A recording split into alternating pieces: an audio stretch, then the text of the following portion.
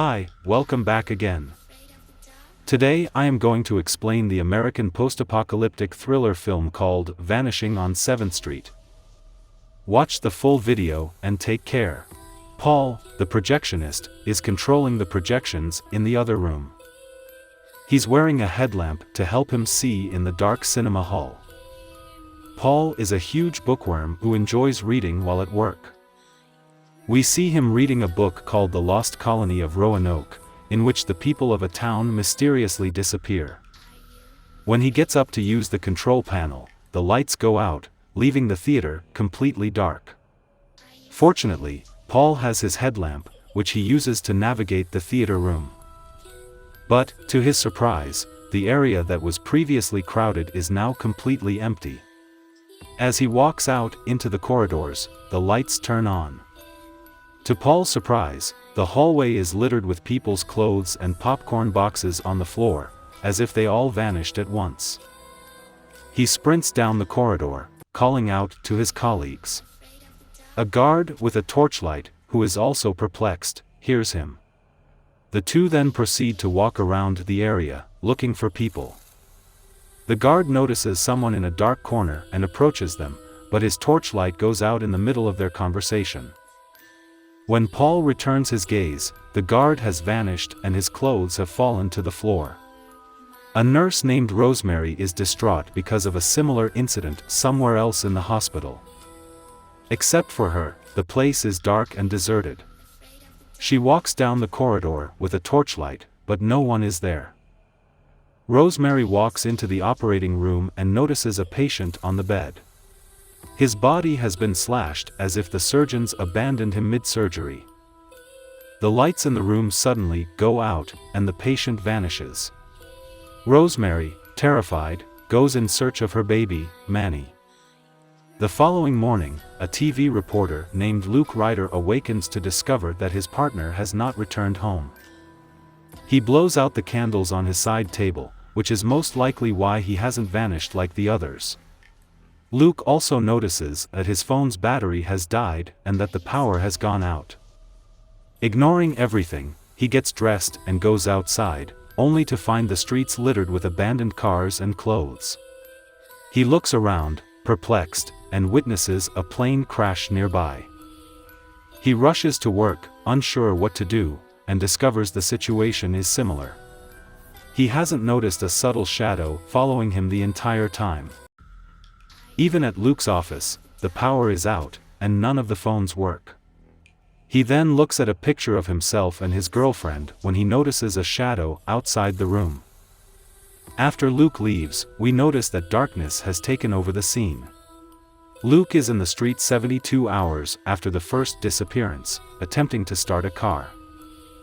Suddenly, a man bangs on the window, pleading for assistance. He's holding a lighter that stopped working. Luke closes the doors and allows the shadow to take control of the man. The poor guy vanishes in an instant, leaving only his clothes behind. Luke continues his search for a working car after witnessing the man's death. A little girl with a torchlight stands nearby and watches him, but he doesn't notice her. During his search, Luke comes across a car with its headlights turned on, but it does not start.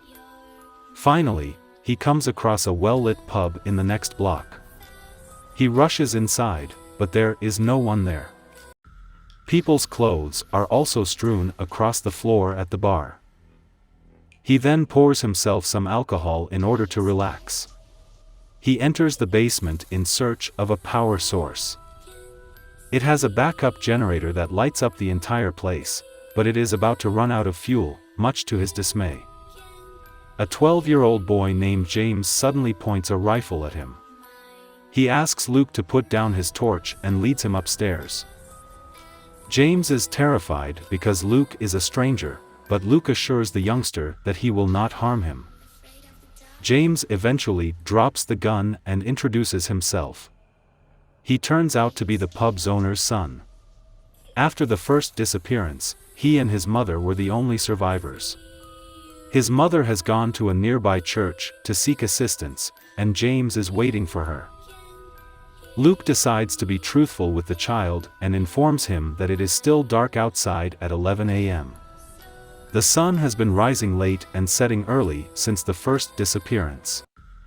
They won't have sunlight for a few days, so the chances of James' mother returning are slim. James does not believe him and insists on waiting until she arrives. Luke tries to persuade James to accompany him if he wants to survive. James, on the other hand, is adamant in his decision. Rosemary, the nurse, storms into the pub, frantically searching for her child, Manny. She accuses the other two of kidnapping Manny and demands that they return him. The lady then goes insane and brandishes a gun at the two.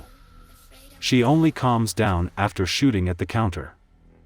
Paul, the projectionist, is somewhere nearby, wandering through the dark street. He is about to be engulfed in darkness when he comes to a well-lit bus stop and is saved. He is, however, severely injured and unable to move. Back at the pub, James comforts Rosemary and offers her a glass of water. The woman claims to be looking for her 9-month-old son Manny. The film cuts to a flashback, where we see Rosemary in the hospital, smoking. The lights suddenly go out, followed by the sound of a car crash. She is saved thanks to the lighter she was holding. She survives the night and returns home the next morning. There, she goes up to her room's crib, hoping to see her baby, only to discover that he is missing. Back in the present, Rosemary pulls glow sticks from her bag, which she's been using to stay alive. A loud scream from outside draws their attention as they speak. They debate whether they should go look for a survivor. Luke refuses to take the risk, but the other two insist that he save the person. Finally, Luke goes searching and comes across an injured Paul at the bus stop. They can hear whispers coming from the shadow as it moves closer. Luke drags Paul to the pub, putting his life in danger. Rosemary assists Paul by dressing his wound. After a while, he regains consciousness and begins to explain how he got there. According to Paul, he was safe after everything went down because of his headlamp. But it didn't work for a few minutes, and he was hit on the head by someone. The shadows quickly overtook him and dragged him into the void. They whispered in Paul's ear, forcing him to beg for assistance. However, his headlamp began to work again, and he was back on the streets. Paul managed to make it to the bus stop, where Luke discovered him. When asked about the person who hit him, Paul says there was no body or face, only a shadow. Rosemary, a Catholic, informs them that they have been abandoned by God as a punishment. Luke responds that there is no God and that they are not deserving of this punishment. The lights suddenly flicker again, and they go down to the basement to inspect the backup generator. While Luke is repairing the generator, Paul tells them about a book he read earlier about the lost colony of Roanoke. He explains that in 1587, people from the Roanoke Island colony mysteriously vanished overnight. The rest of the world only found out when a boat carrying supplies passed by and the workers discovered the island was deserted. All of the people's food, livestock, and clothing had been left untouched. The only thing they left behind was a metal fence with the word Croton written on it. Luke asks what the word means, but Paul says it's a mystery. Paul, frustrated, begins kicking the generator, injuring himself. The others then bring him and keep him on the pool table. Rosemary requests that Luke get some ice for the injured. While getting those, Luke recalls his last visit to his office. He is in the broadcasting studio, where he discovers the most recent newscast. While speaking, the female reporter vanishes into thin air. A live feed from Chicago broadcasts is then played. A person warns everyone to always carry a light with them. He also claims that the darkness can take any shape or form to lure you to your death, so you should never trust anyone but the light.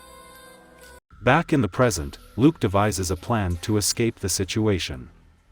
If he can get to Chicago, they can meet the other survivors and decide what to do next. He recalls the working truck he saw earlier and suggests to the others that they retrieve the vehicle. Because the generator could fail at any time, they should instead use it to start the vehicle and drive away. Rosemary is skeptical because she believes everything is happening for a reason. Luke, on the other hand, persuades her to join the plan. They decide that James will stay with Paul and look after him while Rosemary and Luke go to get the vehicle. Rosemary and Luke manage to get to the truck and begin pushing it back to the pub in the following scene. At the same time, Paul begins questioning James about various aspects of his life. He's losing consciousness, but James tells him to stay awake. He asks James to play a song that they both like. In the midst of the chaos, James begins to imagine the bar full of people and enjoys the fantasy. Only when Paul asks him to get him some water is he brought back. When James goes to the sink to get it, the lights flicker and go out. Luke and Rosemary take a break from pushing the vehicle somewhere else. In Chicago, Luke tells her about his ex-wife, Anna. As they converse, they notice a young girl holding a torchlight in the distance. It's the same girl who was watching Luke earlier while he was driving. They try to get closer to her, but she runs away. Luke follows her and is nearly engulfed by the shadows, but he is saved at the last moment by the truck's headlight. In the next scene, Paul gets up and searches for James, only to discover his clothes on the floor. When he gets to the basement, he notices a door that leads to a well-lit tunnel. He goes inside, still looking for James, but finds himself at a dead end. The lights begin to go out on their own, and he is quickly engulfed by shadows. However, it is later revealed that Paul's clothes are on the pool table. It was all a dream for him to get to the tunnel. Paul was actually unconscious when he was abducted by the shadows while still on the pool table. James quickly returns to Paul and notices that he has left. Meanwhile, Luke and Rosemary's torch lights begin to run out of batteries all at once. Luke tries to light the fuel, but they don't have a lighter. As a result, the two go to a nearby hospital in search of any source of light. Luke lights a fire with a matchstick and a cloth there. Rosemary goes in search of rubbing alcohol to use as fuel. However, on her way, she hears a baby cry and notices a stroller right under a streetlight. Rosemary approaches the stroller, unaware that it is the Shadow's strategy to draw her in. She notices the stroller is empty, but it's too late because she's been drawn in by the shadows. Luke, who is now alone, manages to return to the pub with the truck. He reunites with James, and the two board the truck bound for Chicago. Luke starts the engine with the backup generator, and the two finally drive away. However, they are soon confronted with an accident that occurs directly in front of a church. James insists on going inside to look for his mother. Despite Luke's warning to stay in the car, James enters the church. Suddenly, Luke notices the word Croton carved in a road sign. He rushes back to James and saves him just as the shadows close in on him. Luke then requests that the child accompany him back to his room, but he is ignored once more. James claims that his mother is nearby because he heard her call him, oblivious to the fact that it was all a ruse set by the shadows. The car's headlights suddenly turn off, and Luke vanishes into thin air. James is now the sole survivor. He sits between the church's lit candles, but they all slowly go out. The sun finally rises the next morning. Surprisingly, James survived the night and is currently sleeping where he was the night before. The earlier mentioned little girl approaches him and introduces herself as Brianna. She shows James the solar flashlight she's been using to stay alive. Later, they are both outside the church when they notice a horse in the middle of the road. The two mount their horse and begin their journey, presumably to a safe location. As the sun sets, we see the shadows of Luke, Rosemary, and Paul keeping an eye on the kids. The film concludes with Brianna and James continuing their journey. Thanks for watching. And please, subscribe for more videos like this, turn on the notification, and leave a like to help the channel out.